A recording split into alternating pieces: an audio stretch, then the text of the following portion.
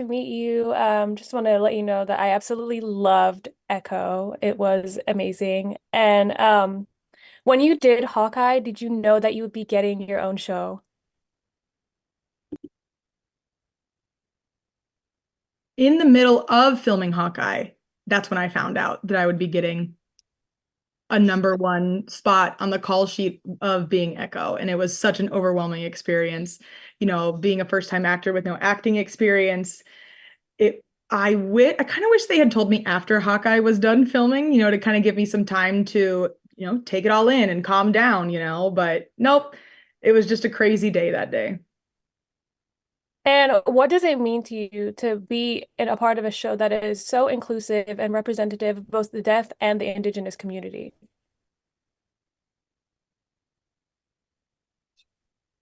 It is so important for me to be able to portray this role, being that the character is deaf and indigenous, and I am deaf and indigenous. So I'm so happy that they're able to follow the authenticity of this role. And I grew up with no authentic representation, or no deaf roles that were cast by deaf people. They were usually hearing actors that were cast to play these deaf roles, and their signs were wrong. And so I remember that growing up and seeing indigenous and deaf people on the screen, I would say, I want to tell our story. So it's really nice that we're doing that now. And we definitely need more of it. And it's really great to see this on a screen to actually see represented by people who actually lived through this. Now, what do you think will surprise fans about your character in Echo that they didn't get to see in Hawkeye?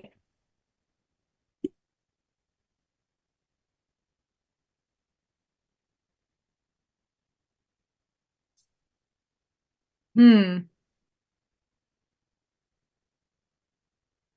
I think the no sound parts that cut out in each episode, because the audience will be able to get a deaf perspective. There's some scenes where you can't hear anything. So hopefully the audience will be able to learn that once the sound is gone and they can, whoa, that's how the deaf perspective is. Maybe they'll be able to use their eyes more and catch things with their eyes, because that's the deaf gain that we have is our eyes are really, really great. So we're able to catch things that other people are not. So I think that that might surprise them and say, wow, I'm getting the deaf experience a little bit, a taste of reality. And I'm excited for the audiences to see this. I loved it, and I cannot wait to get access to more episodes. Now I am a huge Marvel fan. I just want to ask, like, what is it like being a superhero?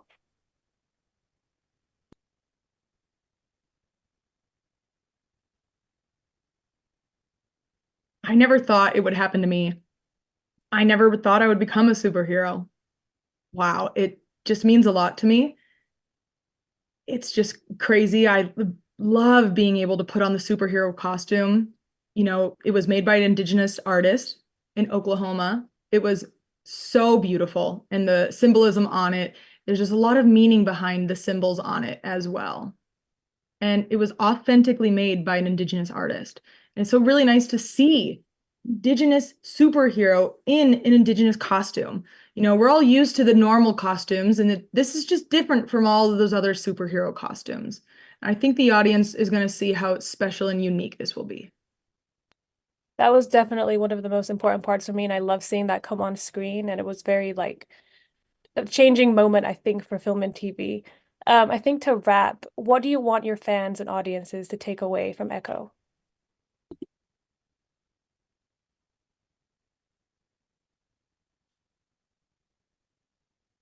I want them to take away the importance of community, because Maya struggles to reconnect with her family. And in the end, she starts to understand the importance of family, because she realized that her blood family has always actually been there for her, even though she hadn't seen them or talked to them in many, many years. And so she is starting to open up to on her humanity side and reconnect with her family. So I hope that the audience realizes those three things that I mentioned. Thank you so much. And it was such a pleasure meeting you. Thank you again for your time. And I hope to see a lot more of you. And have a great holiday as well. Thank you. Thanks so much. Thanks for having me. Great to meet you.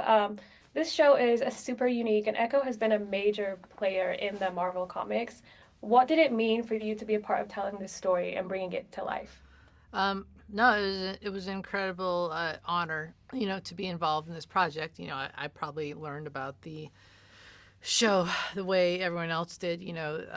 Read a press release that Marvel was developing a Echo TV series, and I remember reading the press release and thinking like, "Oh wow, that's amazing! The MCU's first Native American character. That'd be so amazing to be involved in that." But I'm not going to get a call. There's no way that's going to happen.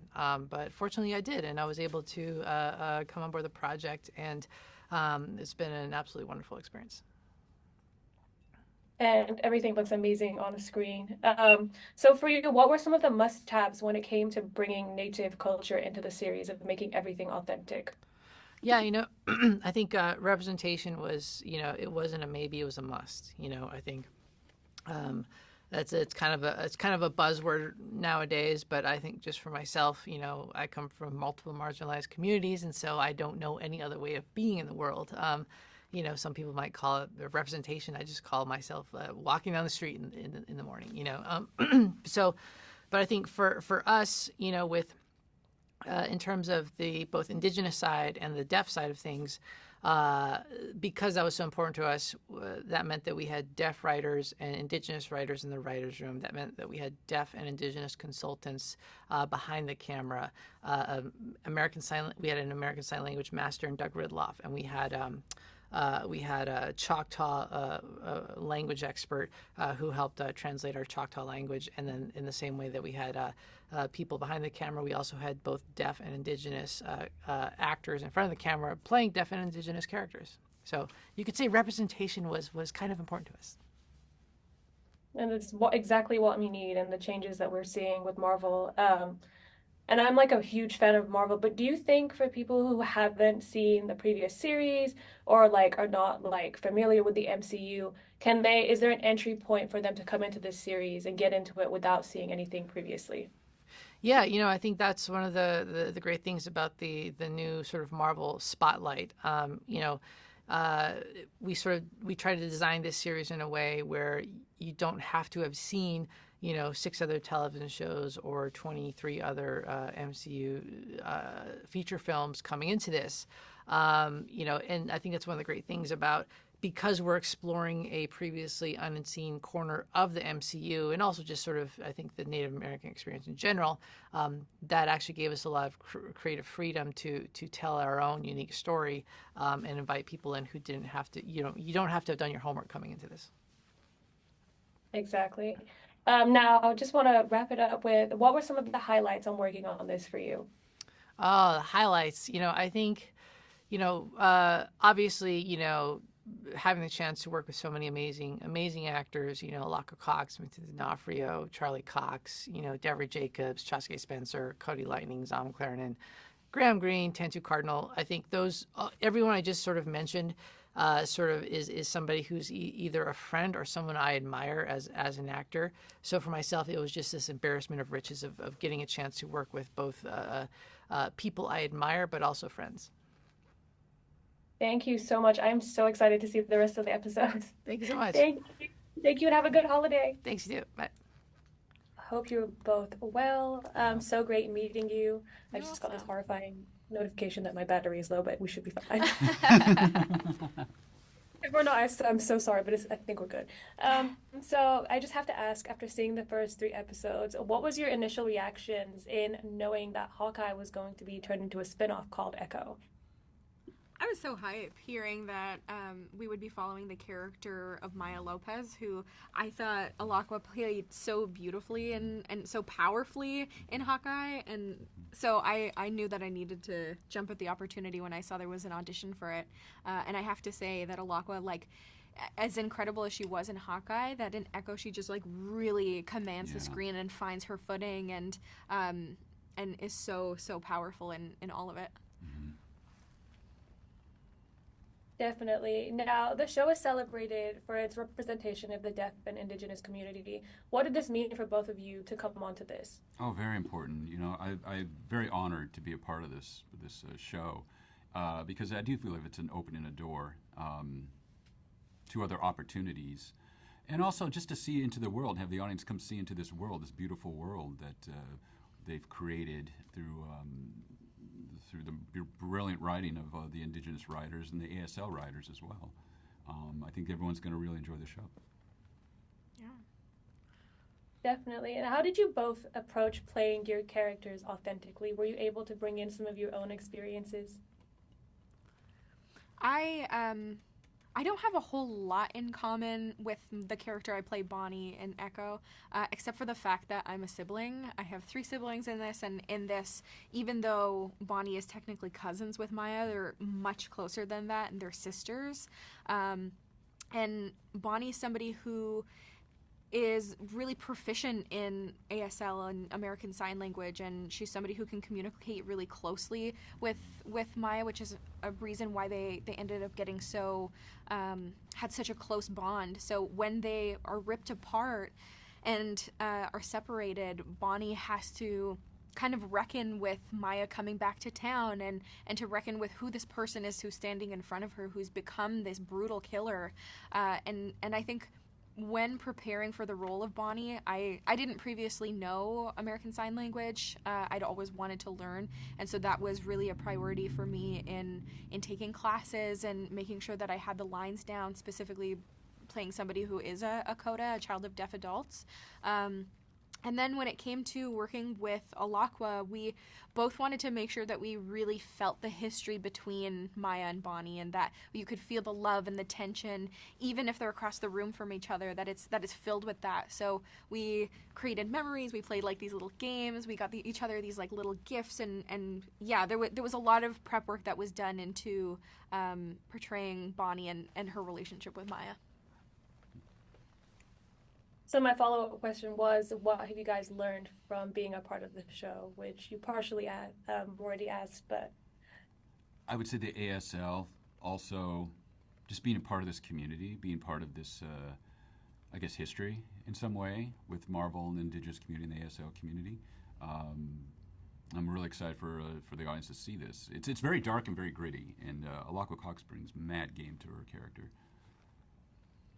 and I absolutely loved the first 3 episodes that I was given. I Nice. can't wait to see more. Now I have to ask, I'm really hoping my battery doesn't die. Are you guys comic book readers and fans? And if you had to pick, what is your favorite Marvel comic? Ooh, Marvel comic. Oh. Ooh, that's a good question. I am like a big graphic novel geek, but I haven't fully gotten into Marvel comics. I was raised with some like other brands and other lines of comics, but I don't know. I would love to see new iterations of the character Echo in comics to come. I think for me, when I was a kid, maybe Spider-Man, but I wasn't like Devery. I didn't really get into the Marvel comic books. I did like graphic novels, but they're around. And I guess when I was a kid, yeah, it was Spider-Man. Yeah, definitely. Thank you so much both for your time. It was so great meeting you, and happy holidays. Happy Awesome. holidays. Happy holidays. All right, team, let's cut. So great to meet you. From what I've seen from these first 3 episodes, I absolutely love the show. It's completely different to what I've like seen with Marvel, and I'm a huge Marvel fan. For you, what was it like working on this show, and how was it different to all of the other great shows you have worked on? Because you have a very long list.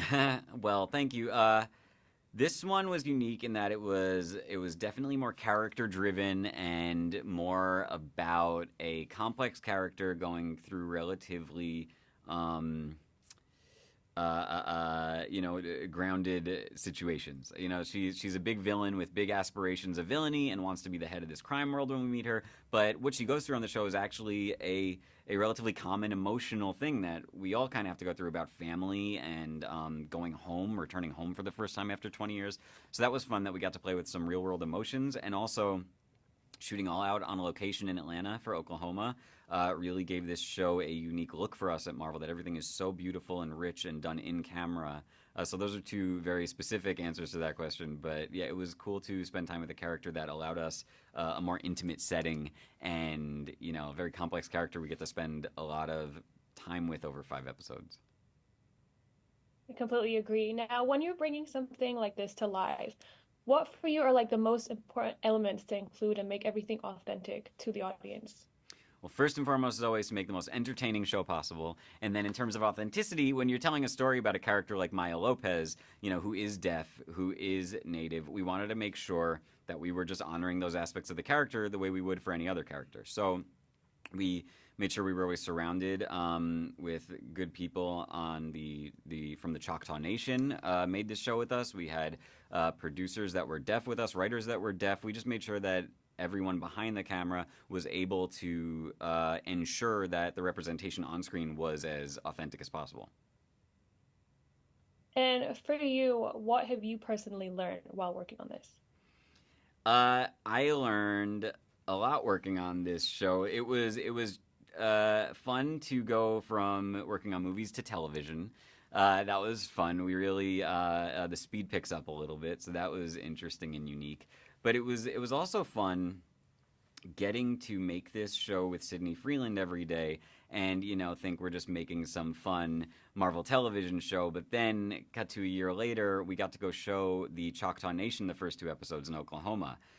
And seeing what it meant to the people we showed in Oklahoma, it really just grounded the experience in a very special way that was unique to anything else that I got to work on personally here at this studio. Yeah, I did a lot of research on that, and it was truly like heartwarming seeing like what this meant to them. And I love that Marvel is doing this. What can we see for the future of Echo?